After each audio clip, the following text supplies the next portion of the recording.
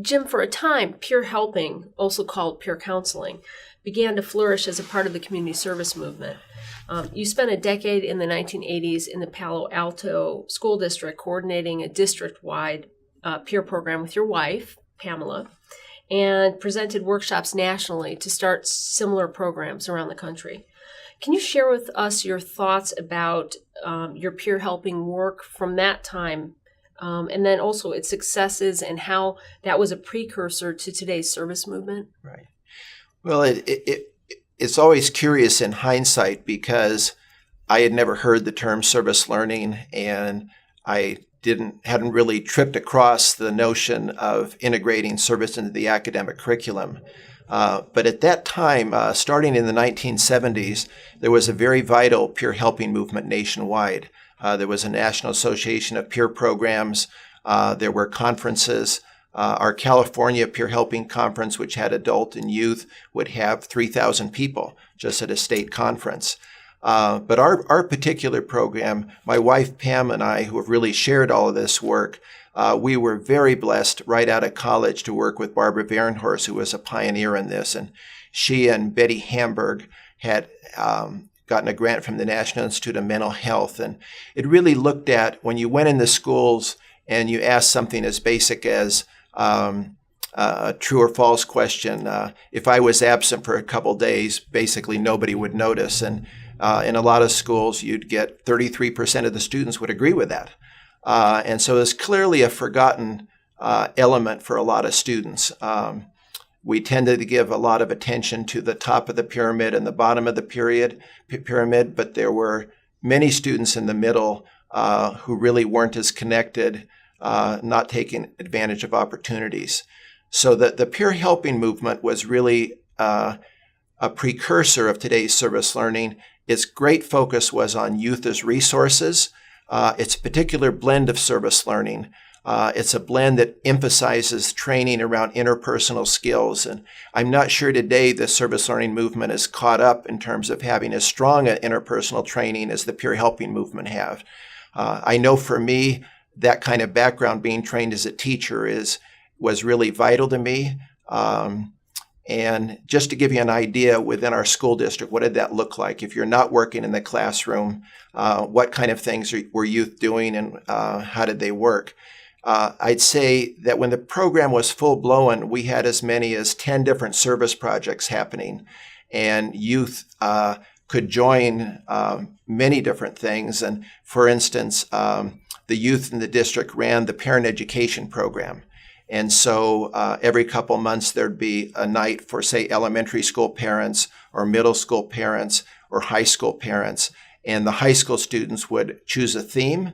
For instance, for elementary school, they were concerned about their younger brothers and sisters growing up too fast. In middle school, it was how do parents deal with parties. In high school, it was as your children become more independent, how do you keep lines of communication open? And on a night like that, you would have several student speakers, and then they'd get in small groups, and the youth would facilitate, using an interview protocol, a discussion among parents. One of the things that struck us right away that was so powerful is the very first times we did it, the high school students, when we debriefed afterwards, said they were blown away because the parents were looking for them for advice.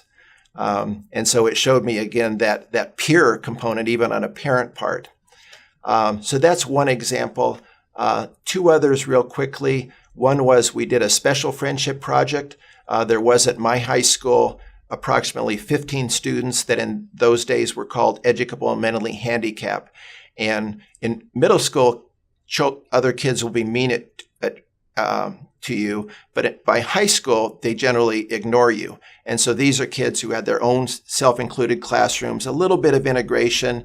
At brunch, they'd step outside and they'd step back in.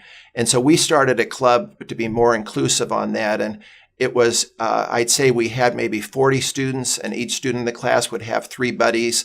And our goal was to integrate them on sports teams, on school dramas, to feel socially comfortable. We did lots of different things. And what was so powerful about that, and again, I'm not sure today if we've really grasped this always, is that even though we had buddy relationships from that first year, what happened over 3 or 4 years, which was the real goal, is we changed the culture of the school. And those students were really accepted. They were known by people. They felt very comfortable.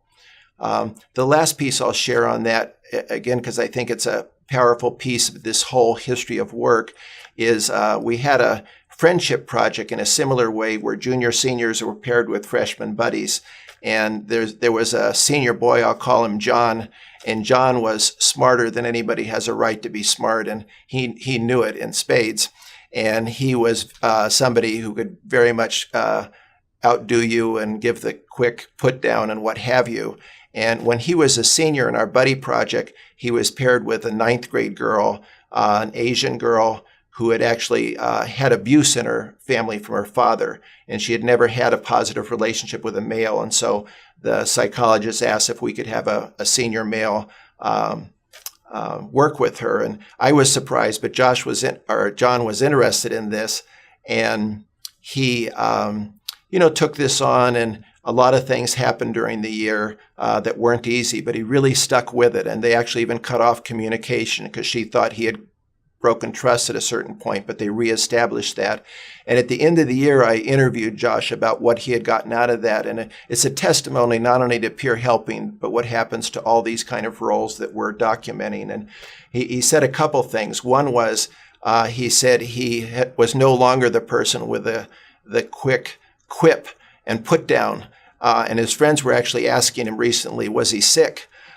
Because he had changed his personality that much. And the other piece, which was so powerful to me, was that he shared that he said, this person, we'll call her Jane, is somebody that he clearly would just walk by on campus and not notice or give the time of day to.